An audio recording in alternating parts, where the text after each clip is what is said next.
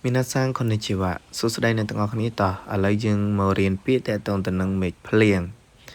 តោះអញ្ចឹងពាក្យទី1យើងអានថាអ៊ឹគិហ្នឹងមានន័យថារដូវភ្លៀងអ្នកទាំងអស់គ្នាហើយមានបកប្រែជាភាសាអង់គ្លេសដូចគ្នាតោះពាក្យទី2យើងអានថាអាមេហ្នឹងមានន័យថាភ្លៀងណាបាទតើអញ្ចឹងពាក្យទី3អ្នកទាំងអស់គ្នាឃើញហើយគឺយើងអានថាអូអាមេ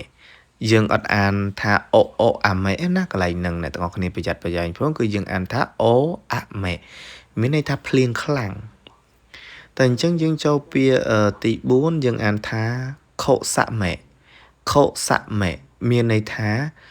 ភ្លៀងរលឹមឬក៏យើងហៅថារលឹមណាឬក៏ភ្លៀងតិចអីចឹងទៅអញ្ចឹងយើងហៅថាខុសមេតែអញ្ចឹងពាក្យ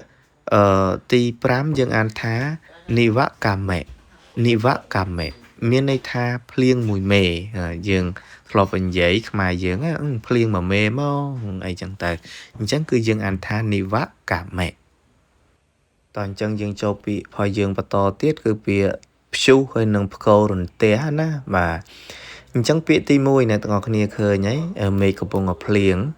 អញ្ចឹងពាក្យទី1ហ្នឹងគឺយើងអានថាខាមីណារីហ្នឹងមានន័យថាផ្គររន្ទះណាតែអញ្ចឹងពាក្យទី2យើងអានថាអ៊ីណាហ្ស៊ឺម៉ាហ្នឹងមានន័យថាផ្លេកបន្ទល់ដែលយើងហៅថាភ្នែកបន្ទល់ណាតែអញ្ចឹងពាក្យទី3យើងអានថាអារ៉ាស៊ី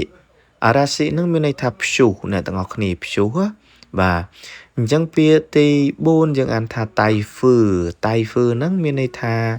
ព្យុះដែរខ្យល់ព្យុះទីហ្វុងដែលថ្មីហ្នឹងនៅប្រទេសជប៉ុនគឺកំពុងតែជួបប្រទះតោះអញ្ចឹងពាក្យចុងក្រោយអ្នកទាំងអស់គ្នាគឺខ្យល់ហ្វឺនឹងខ្យល់ខ្លាំងណាអ្នកទាំងអស់គ្នាអញ្ចឹងគឺយើងប្រើខ្យល់ហ្វឺ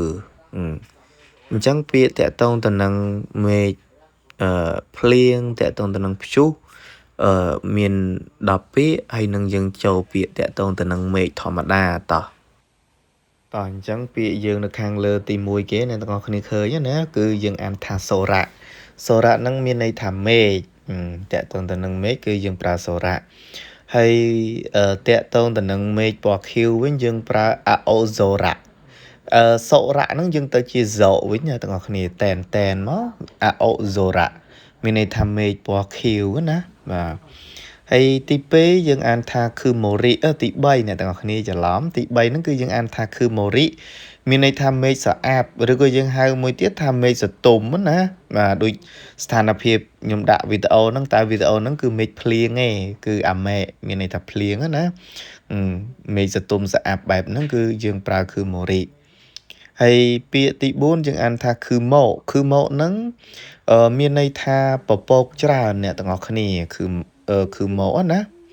ហើយពាក្យទី5ហារ៉េហ្នឹងមានន័យថាមេឃស្រឡះអ្នកទាំងអស់គ្នាមេឃអត់មានពពកបាំងអីទេថ្ងៃគឺស្រឡះហ្មងអញ្ចឹងគឺយើងប្រើហារ៉េមេឃស្រឡះណាបាទអញ្ចឹងវីដេអូក្នុងថ្ងៃហ្នឹងមានតែប៉ុណ្្នឹងឯងសម្រាប់ចែករំលែកទៅកាន់អ្នកទាំងអស់គ្នាជម្រាបលាអ្នកទាំងអស់គ្នាបាយបាយ